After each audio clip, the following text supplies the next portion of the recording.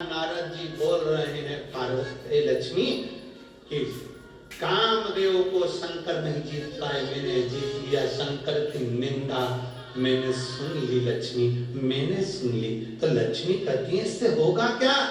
भगवान नारायण कहते हैं सुन लक्ष्मी, नारद ने शंकर जी की निंदा करी इसलिए इसका बंदर का मुंह लगेगा, और मैंने शंकर की निंदा सुनी इसलिए मुझे घोड़े का मुंह लगेगा, मेरा हैग्रीव अवतार होगा। निंदा सुनी है मैंने भगवान शंकर की निंदा सुनी इसलिए मेरा सिर कट जाएगा और घोड़े का मुंह लगेगा, क्योंकि मैंने निंदा सुनी है। और इस देवर्षि नारद ने निंदा करी है इसलिए इसको बंदर का मुख लगेगा।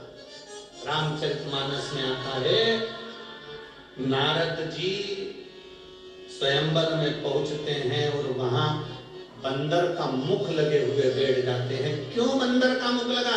लोग कहते हैं नारद जी का विवाह नहीं होने देना, ऐसा होना था। नहीं, नारद जी ने शंकर की निंदा कर दी थी इसलिए बंदर का मुख लगना था। शिव महापुराण की कथा कहती है शिव की निंदा करने वाला, शिव की निंदा सुनने वाला एक बार नहीं कई बार पशुओं का जन्म लेता है और आखिरी में जन्म ले लेकर थक जाता है। तब किसी शिवालय में, किसी देवालय में वहां के स्वान बनकर जन्म लेकर वहां का चढ़ा हुआ जल और दूध चाट लेता है। तब उस स्वान की योनि से छूटकर फिर परमात्मा की शरणागति में कोई अच्छा जीवन बनाता है। निंदा शंकर को प्रिय नहीं है। शिव निंदा से परे, निंदा से दूर। अगर तुम्हारे पास कोई आए शिव महापुराण की निंदा करे, शंकर की निंदा करे, शिव भक्त की निंदा करे, शिव भक्ता की निंदा करे, शिव की उपासना की निंदा करे, उसी समय वहां से उठकर चल दो। अरे भैया चुप बैठ, मैं नहीं सुनूं, तेरे मुंह से एक आवाज मत निकालना, हर हर महादेव, वहां से चल दो। कोई निंदा करे भगवान की, वहां से चल दो। शंकर की कोई निंदा करे, राम की कोई निंदा करे, कृष्ण की कोई निंदा करे, वहां से चल दो। निंदा नहीं, निंदा।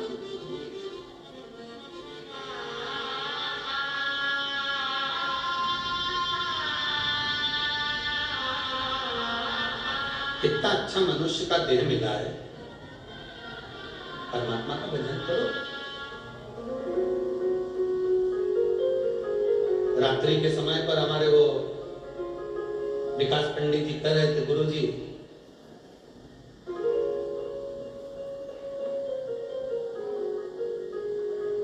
भगवान दिखते नहीं है तो सुनते तो हैं। हमने कहा पहले के समय में फोन चलता था, आज के समय में मोबाइल चलता है तो इसमें तो वीडियो कॉल हो जाती है। पहले के समय में जो फोन चलता था उसमें वीडियो दिखता था क्या? व्यक्ति दिखता था, उसमें तो बस बटन घुमाए और बटन घुमाने के बाद नंबर लगाने के बाद डायल करने के बाद आप उठाकर बात कर लो। जिससे बात कर रहे हो वो तुम्हें दिख नहीं रहा, जिससे बात कर रहे हो वो तुम्हारे सामने नहीं है, जिससे बात कर रहे हो वो तुम्हारे साक्षी में नहीं है, जिससे बात कर रहे हो वो तुम्हारे सामने नहीं है, वो दिख नहीं रहा, पर तुम उससे बात कर रहे हो, वो तुम्हारी बात सुन रहा है, सुनने के बाद उसका उत्तर दे रहा है। उसी तरह मेरा भोले बाबा तुम्हारे सामने दिखेगा नहीं, मेरा शंकर तुम्हारे सामने दिखेगा नहीं, पर तुम जब कहोगे तो दिल से सुनेगा और उसका उत्तर जरूर देगा।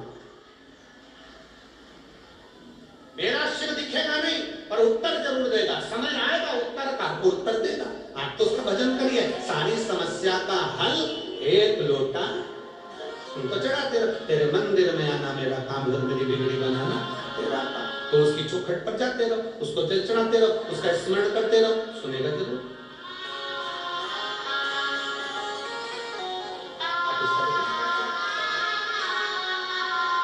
शिव शंकर भोलेनाथ हो नाथ, तेरी महिमा अपरंपार है। शिव शंकर भोलेनाथ हो नाथ, तेरी महिमा अपरंपार है। शिव शंकर भोलेनाथ हो नाथ, नमः।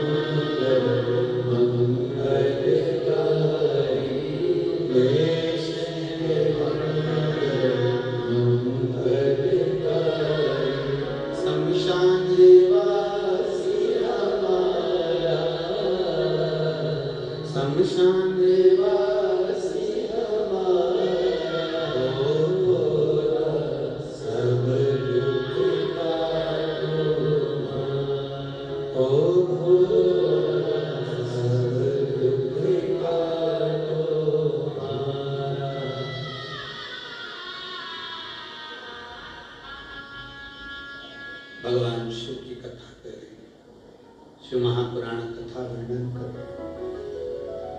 शिव को निंदा, शंकर को नकली और नास्तिक प्रिय है। देव ऋषि नारद ने निंदा करी, उसका कर्म भोग नारद जी को भोगना। न निंदा करें न निंदा सुने। फिर आई बारी नकली। कलकत्ता में कहा था नकली दूध भगवान को ना चढ़ा। आधी चम्मच, 1 बूंद 2 बूंद चढ़ा दें, ठीक है। गौ माता का चढ़ाइए, गौ माता का दूध मिल जाए ठीक, ना मिले तो सारी समस्या का हल, ना मिले तो 1 लोटा जल भगवान शंकर को समर्पित करो। शिव कभी आकर नहीं कहेंगे कि तूने मुझे जल नहीं चढ़ाया। शंकर कभी आकर नहीं कहेंगे कि तूने मुझे दूध नहीं चढ़ाया। शंकर कभी आकर नहीं कहेंगे कि तूने मुझे दही नहीं चढ़ाया। शंकर भगवान को कहते हैं जो तेरे पास है दिल से मुझे समर्पित कर, जो तेरे पास।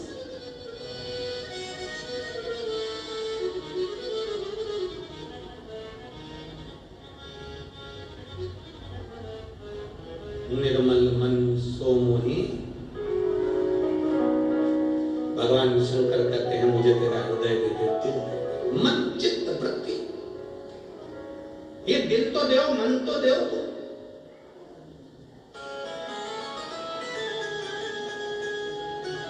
दक्ष प्रजापति जी के यहाँ कई कन्याओं का जन्म हुआ और आखिरी में दक्ष प्रजापति मां जगत जननी से कहकर मांगते हैं कि मेरे घर में एक बेटी हो, और हो गई।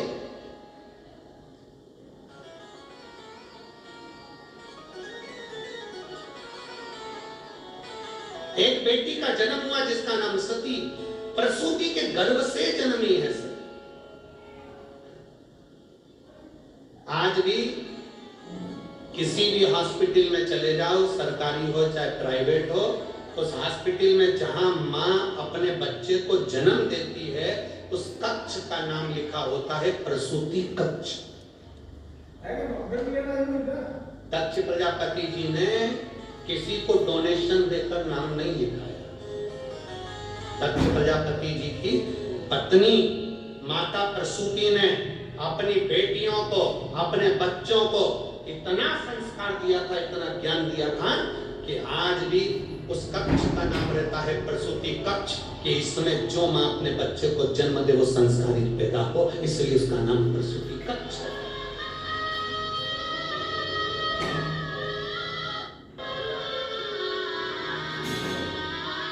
भारतीय संस्कृति की, भारत की भूमि के संस्कारों की, सनातन धर्म की मजबूती कितनी है जरा देखिएगा कि हॉस्पिटल में भी बच्चा जो जन्म लेता है उस कक्ष का नाम प्रसूति कक्ष हो।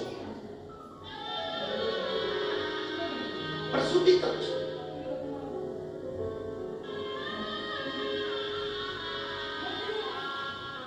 दूसरे धर्म के व्यक्ति कह दे भला कि हमारी पत्नी का बच्चा होने वाला है, हम इस कक्ष में लेकर आएंगे, क्योंकि इसका नाम प्रसूति कक्ष है। इस लोग कहते हैं ना ये दूसरे धर्म का नाम है, हम ये नाम नहीं रखेंगे, ये दूसरे धर्म का नाम। जिस हॉस्पिटल के जिस कमरे में जिस कक्ष में बच्चा जन्म लेता है उसका नाम प्रसूति कक्ष होता, दक्ष प्रजापति की धर्म पत्नी के नाम से।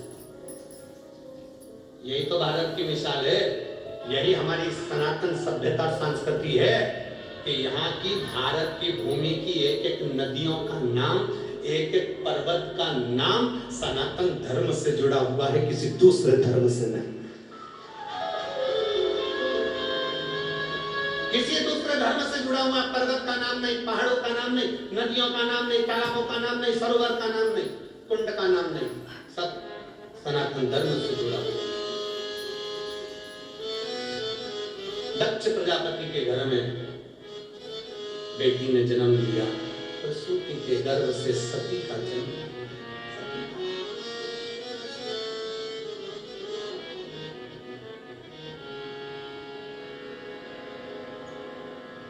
कितना प्रेम था, कितना प्रेम माता सती का शिव के प्रति। कभी नहीं मिली थी माता सती शंकर से, कभी नहीं, कभी नहीं। कभी माता सती ने शंकर को देखा ही नहीं था, कभी नहीं देखा था। और ना जी भर के देखा, ना कोई बात की, बड़ी आरज़ू थी मुलाकात। सती मैया ने शंकर भगवान को कभी देखा नहीं था, सती माता ने कभी शंकर भगवान को मिली नहीं थी, कभी जाना नहीं था। केवल सती माता एक बार बाल्यावस्था में बेटी हुई थी, तभी उसी समय पर देवर्षि नारद निकल कर जा रहे थे, अपने मित्र तुमरुका जी के साथ निकल कर जा रहे थे। तुमरुका जी उस स्थान पर ठहर गए। ठहर कर नारद जी ने तुमरुका जी से कहा, तुम कहां से आए? देवर्षि नारद ने पूछा तुमरुका जी से, तुम कहां से आ रहे हो? तुमरुका जी ने नारद जी के मुख पर कहा, अभी मैं देवादिदेव महादेव की आराधना कर कर आ रहा हूं। नारद जी पूछे, देवादिदेव महादेव? वो शंकर जो ओघड़ी है, वो शंकर जो भस्मी लपेटने वाले हैं? तुमरुका जी ने कहा, वो भस्मी लपेटता ही इसलिए है कि अगर उसकी शरण में कोई आ जाए ना, जैसे राख को अपने तन से लगा लेता है, जिस राख की कोई कीमत नहीं, तो तुमरुका जी कहते हैं मेरे भोले बाबा ऐसे हैं, अगर कोई एक बार उसकी शरण में आ जाए तो जैसे राख लपेटता है मेरा बाबा, उसको भी अपने दिल से लपेट लेता है। इतना सा शब्द माता सती ने सुन लिया, इतना सा शब्द सुना कि भोले बाबा जैसे राख लपेटते हैं, ऐसे ही अगर कोई उनकी शरण में जाए तो उनको दिल से लपेट लेते हैं। सती माता ने सोच लिया, तो शादी करूंगी तो शिव से। दक्ष प्रजापति के पास सूचना पहुंच गई। दक्ष प्रजापति से जाकर कहा, सती का विवाह होना है। सती मैया ने निवेदन कर दिया, मेरा विवाह अगर करना तो भोले बाबा से कर देना, शिव जी से कर देना। दक्ष प्रजापति ने पूछा, तुमने शंकर को देखा? नहीं। शिव को पहचानती हो? नहीं। तो दक्ष प्रजापति